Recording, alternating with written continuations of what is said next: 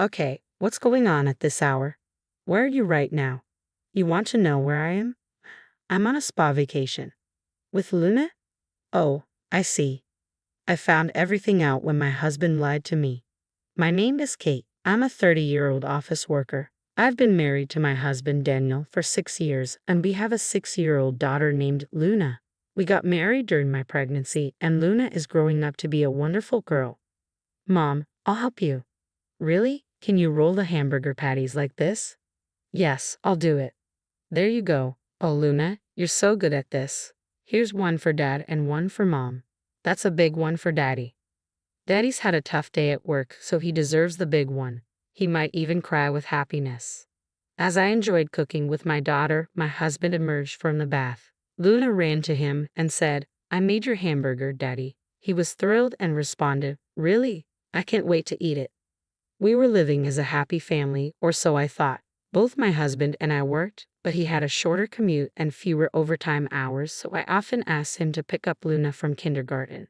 Lately, though, he'd been coming home later due to work commitments, and I had to pick her up and bring her home. Mom, does Daddy not like me anymore? My heart ached as Luna asked this on our way home from kindergarten. She missed him because he usually picked her up, and now he came home so late, sometimes missing her entirely. I comforted her, even though my own heart was breaking. Daddy is working very hard for us right now. Once things settle down, he'll have more time to spend with you. Really? Yes, really. So let's support him together, okay? I'll cook for him. Luna smiled, a truly good girl, and said, "I can't wait until we can eat together as a family again." But as months passed, Daniel's work schedule remained erratic. He'd come home at 2-3 a.m. or sometimes even take the first train home in the morning. I started to wonder, are you sure it's work? If you're just out drinking, I wish you'd come home to spend time with Luna. I couldn't take it any longer and decided to confront my husband. Luna has been left alone by her father for a month, and she looks so sad, I said, trying to express my frustration. But instead of understanding, my husband grew defensive. What's with that tone? I attend company drinking parties for the sake of our family. It's unfair of you to accuse me like that. Whoa, okay, I'm sorry, I replied, feeling a pang of guilt. But you have to understand, Luna is feeling lonely because she hardly gets to play with her dad. My words seemed to hit a nerve. He fell silent and retreated to the bedroom, leaving an awkward silence between us. Soon after, I received notice from work that I needed to go on a short business trip. There were several things I needed to check in person, and it looked like I'd be away for at least one night, possibly two. My first concern was what to do with Luna.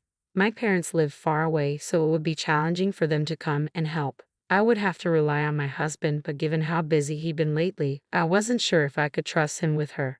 Still, I had no choice but to ask him. I waited up for him to come home, wondering if he had been drinking as usual.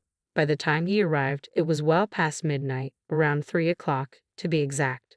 The sound of the door unlocking signaled his return. "Welcome home," I greeted him. "Kate, I didn't realize you were still up," he said, clearly surprised to see me waiting. "I stayed up because I wanted to talk to you." "Talk?" He looked taken aback, and I noticed he was visibly drunk, his face flushed. As he took in the situation, he suddenly looked pale. He sat down at the dining table, his gaze fixed on me. "So, what did you want to talk about?" "It's not a big deal," I said, trying to keep my tone calm despite his agitation. "I just wanted to let you know that I have a business trip coming up. It's short notice, but I need to go in 2 weeks on Friday. I would need to stay at least one night, and if there was a lot of work, I might have to extend it to 2 nights. Can you take care of Luna while I'm away?" I asked apologetically. "I know you're busy with work." My husband looked relieved. "Oh, that's totally fine." "Really? Are you okay with that?" he asked, genuinely concerned. "Of course," I replied. "I'm busy, but I should prioritize you and Luna." "Actually, how about I take a day off and take Luna on an overnight hot spring trip?" he suggested. "I haven't had much time to spend with her lately. I'm sure she'd love that." I was relieved to hear him say that. It reassured me that he cared about our family. Until recently, I had been worried about whether he truly valued us, but it seemed my concerns were misplaced. The next morning, as I was taking Luna to kindergarten, I told her the news. "What?" she asked, eyes wide with excitement. "Daddy and I are going on a hot spring trip together," I said. Luna's face lit up with happiness, and seeing her so excited made me happy too.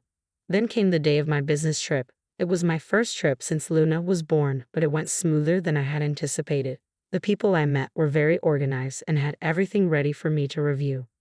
I finished my work by 7 p.m. and thought to myself, if I'm done already, maybe I can go home today. I wasn't sure if I would need to stay one night or two until I assessed the status of my work. I had planned to spend the first night at a manga cafe instead of a hotel to avoid any cancellation fees. With this plan, I could catch the last train home if I managed to get a ticket. I looked forward to a relaxing evening at home if necessary. Hastily, I boarded the train and headed back. I imagined my husband and daughter enjoying a nice meal at the hotel, and the thought of my daughter's happy face eased my mind. I planned to wake up early the next morning, clean the house thoroughly, and surprise them. I arrived home around 11 p.m., wondering why the living room light was still on. I thought maybe my husband had simply forgotten to turn it off. With a critical look, I went inside and was met with a distressing sight. My daughter curled up on the sofa, crying. "Oh, Luna, what's wrong?" "Mommy," she sobbed. "Why are you crying? Where is Daddy?" My husband was nowhere to be seen, and I felt a surge of frustration. I needed to get answers from my daughter. "Daddy left in the morning without me," she explained between tears. "What? What is going on?" I thought, furious at my husband's irrational behavior. I knew I needed to calm Luna down first. I pulled her into a tight hug. "I'm so sorry, sweetie. I know it's hard being alone so late at night." As I comforted her and stroked her hair, Luna began to relax and eventually fell asleep in my arms, feeling the warmth and safety of my embrace. Luna seemed exhausted from the fear and anxiety, so I gently carried her into the bedroom. After settling her in, I went back to the living room and called my husband. "Kate, why are you calling at this hour? Where are you?" "I'm at a spa trip with Luna." "Why are you whispering?" "Luna is already tired and asleep. I don't want to wake her." "Oh, I see. I'm sure she's asleep, but she's not with you, is she?" I realized my husband had lied to me, and though I was close to losing my temper, I managed to stay calm. "How's the trip going?" "We're having so much fun. I wouldn't mind staying another night. The food is great, and the hot springs are wonderful." "Well, why don't you stay another night then?" My husband hesitated, clearly unsure. "But Kate, you'll come home after one night, right?" "I'll be home later than planned. I have a lot of work to do, so I'll need to stay another night. Don't worry about me. Enjoy your trip as long as you like." He didn't question my excuse. "Really? Then I'll extend the stay for one more night." Luna is very excited. I knew Luna needed more time with her daddy, especially since I hadn't been able to give her much attention in the past month. "Make sure you call me when you know when you're coming home," my husband said. "What are you talking about?" She was curled up and crying by herself. I fought the urge to yell at him and ended the call, determined to ensure he faced consequences for the distress he caused Luna. I called my parents, who explained the situation and quickly began packing. The next morning, I contacted a moving company. Thankfully, they could come that day, so I arranged for them to move my belongings out. Luna watched in confusion as the movers came in and began taking things away. "I need to talk to you," I said gently. "Luna, I've decided that we won't be living with Daddy anymore. I don't want you to be sad. I'm going to quit my job and move in with Grandma and Grandpa. That way I can spend more time with you." I added, "If we move to Grandma and Grandpa's house, you won't be able to see Daddy as often. What do you want to do?" I felt it was a tough question for a 6-year-old, but I wanted to understand her feelings. "Will I never see Daddy again?" she asked, her voice muffled.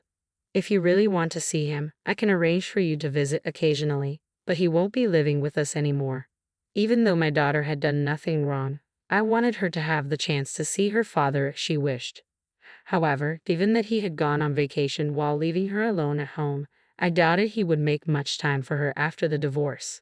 As I considered all this, Luna seemed to come to a decision. She looked me in the eyes with resolve and said, "I'm going with you, Mommy. Daddy probably doesn't care about me." I cried out, asking him why he was leaving me, but he walked away without a word. My disgust for him grew deeper. To abandon his 6-year-old daughter just to go on vacation with his mistress was unforgivable. He was a terrible man, a poor father, and a disgrace. I regretted leaving Luna with him for the business trip if it meant this would happen. "I'm so sorry for making you so sad, Luna," I said as I hugged her tightly. We began preparing for the move, determined to start fresh. As for my husband, I decided to leave him to his own consequences. With that thought, I took Luna and headed to my parents' house. A few hours later, my phone rang. It was my husband. Hey, why is all your stuff gone? And Luna's stuff too. What's going on? Don't you know why? I replied. Of course not. Luna's crying because her stuff is gone too. Are you still trying to lie to me after everything? My husband seemed confused. Luna is now eating noodles that my mother made. What? He asked, bewildered. We already know you left Luna alone to go on a trip with someone else. How could you leave a 6-year-old girl at home? You're not fit to be a father. If I hadn't come back when I did, you could have traumatized Luna for life. My husband was silent, realizing I was already with Luna. He had no excuses left. It was clear he didn't care about his daughter and was willing to leave her alone just to be with another woman. I can't live with you anymore. I want a divorce, I said firmly. Divorce? Oh no, please think about it again. I can't. I don't want to see you anymore. As I spoke with my husband on the phone, the doorbell rang repeatedly.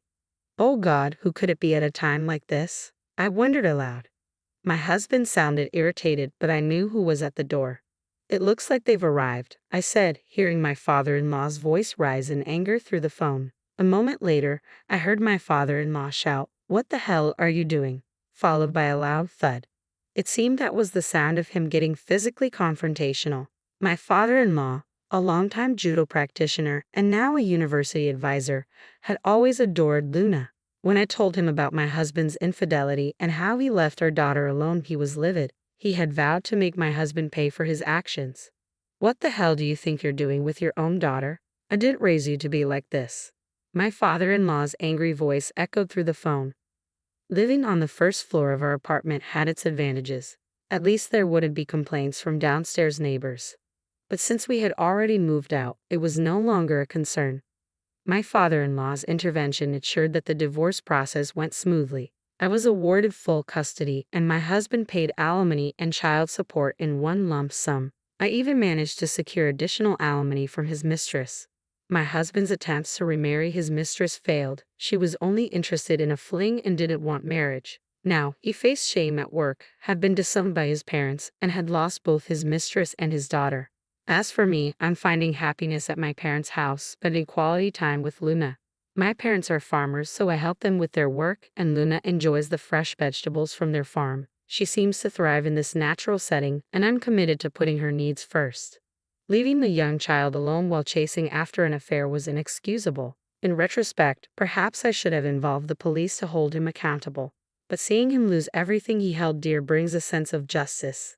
Kate, I hope you find continued happiness with your daughter.